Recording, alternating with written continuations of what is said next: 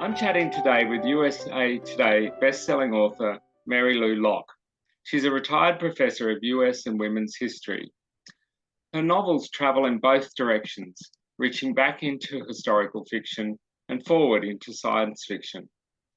And to make this more piquant, she's achieved all this success as a self-published author. At the July Winter Workshops, Mary Lou will be running a workshop on successful self-publishing and promotion. Mary Lou, welcome. Thank you. Perhaps you could start just by giving us a listing of some of the key negative myths about self-publishing and being an independent author. Okay, I really appreciate this question because I think one of my biggest frustrations is hearing people who have not been successful traditionally. Either they can't get a publishing contract or they get it for one book and then it doesn't sell, or they've maybe tried self-publishing once and been very frustrated because there are a lot of negative myths. One of the negative myths is that it's very expensive to self-publish and you have to farm everything out because it's technically so difficult. Another one of the myths is that essentially you can't produce a professional level book that attracts readers, that readers don't want self-published books. Another one of the myths is that the only successful self-published authors are those who sort of crank out 15 to 30 books a year that are short and formulaic and not very good, and that's the only way you can make money.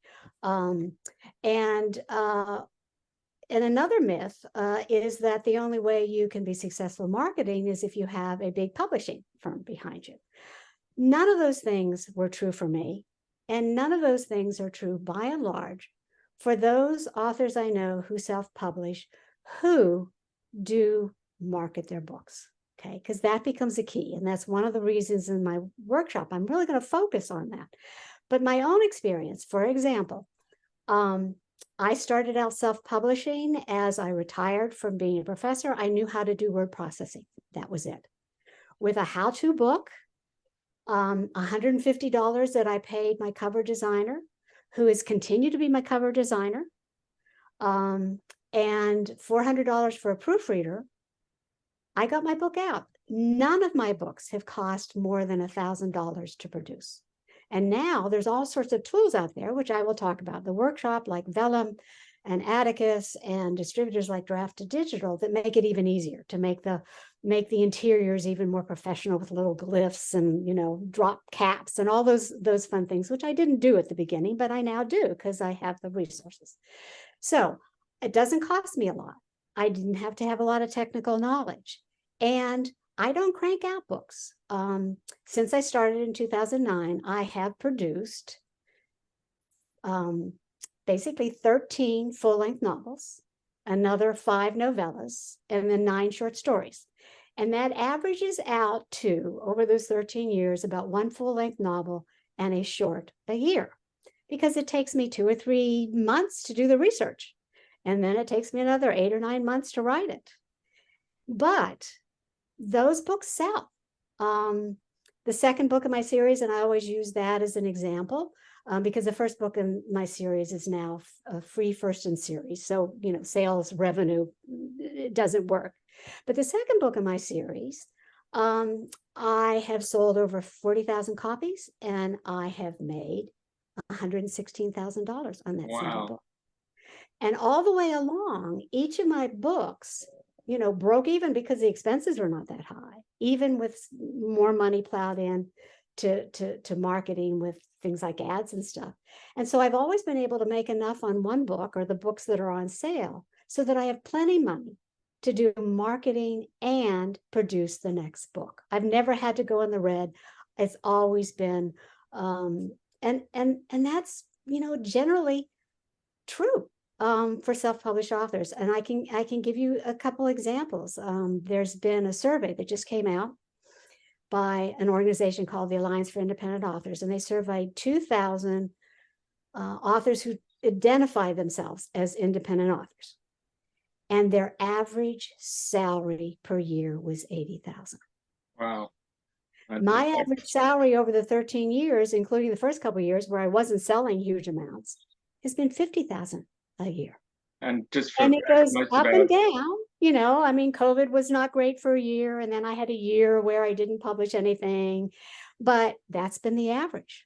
And, you know, and these authors are not unique. So there's another organization that I often like to talk about. It's called NINC.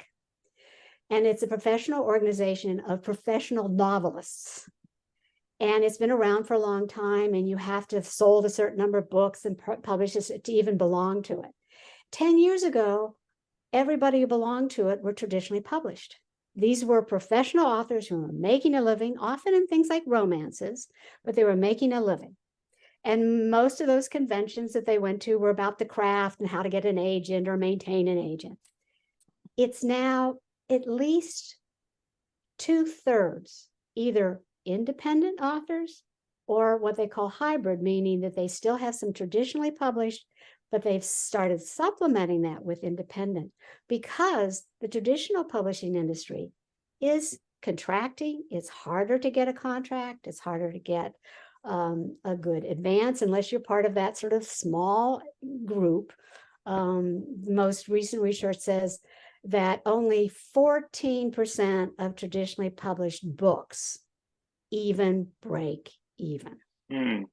That means 86% of them, the author never gets any royalties, and if they're lucky, they never even get their, pay off their whole advance. Yeah, well, that leads us to our next point that your workshops are dealing with, which is self-promotion, which is, even if you are self-published or traditionally published, that's really the big game. That's where the sales are generated.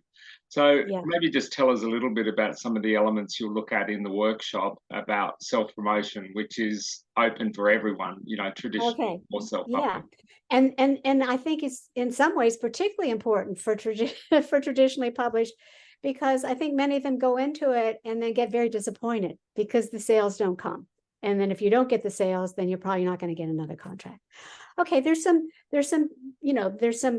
basic things that almost everybody agrees with in terms of self-promotion, is that you have to have a presence.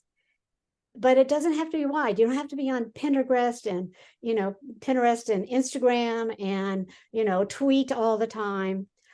Those are all things that you can experiment with. And I did. I was on Twitter for a while, and that was not particularly effective for me. I was on Instagram for a while, not particularly effective for me. The two particular things that became effective for me were to be on Facebook, and also to produce a newsletter. And that's the second thing that almost everybody agrees to, is that you need to, and it's not overnight, right? But when somebody finishes one of my books, at the end, they say, if you want to hear about the new book, if you want to hear about promotions, then sign up for the newsletter. Okay? And there's a bunch of newsletters out there. And one of the things I will talk a lot about is that what I've shifted over recently is to something called Substack. Most of the newsletters, once you get to a large enough fan base, become expensive. And my newsletter was about 3,000 people. And it was costing me to send it out once a month.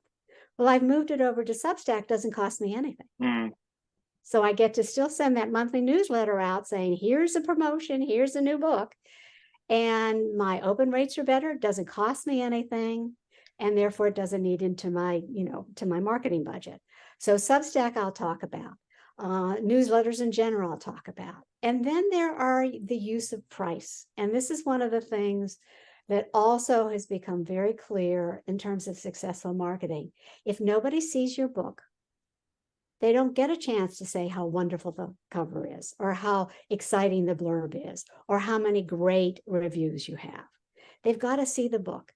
And how you see the book is often to be part of a promotion. Now, sometimes it's a promotion, and there's a bunch of organizations, one called Book Funnel and one called Book Sweep, where you get together with other authors and you agree to send information about their books to your newsletter group while they send it, and so suddenly maybe 15 or 30 other newsletters will get a link to my free first in series. And they'll give it a try. And then because I've been successful enough, I obviously have written something that enough people like to do, that they will then go on and buy my other books, which is where I get my revenue. So, and I do that, both of my series, I now have free first in series, because that's the hook. That's like, you know, having them available in a library. And increasingly, ebooks are available in libraries. So I make sure that my ebooks are available in libraries, so people can taste them and then go on. So these are all strategies. They're all tested strategies. They're all strategies I've used. Sometimes I focus one on more than another. Some work better, you know, for the historical versus the science fiction, but they're all very practical strategies. And the one thing I want to leave you with is they don't take up a lot of time. Once you've figured out how to do it, you know, it just doesn't take that long. I'll do it at the beginning. I'll do it at the end of my writing day when I'm a little tired. And particularly the newsletters and the Facebook presence for me engages me with my readers. So for example, I posted today, and I've already, in like the 10 minutes after I posted, I had 3 people say, "Good luck on the Zoom interview." I tell them how many words I've written. I tell them, you know, when the next book is coming out. Right now, I'm actually putting up for free scenes on a new short story to get people excited about that short story.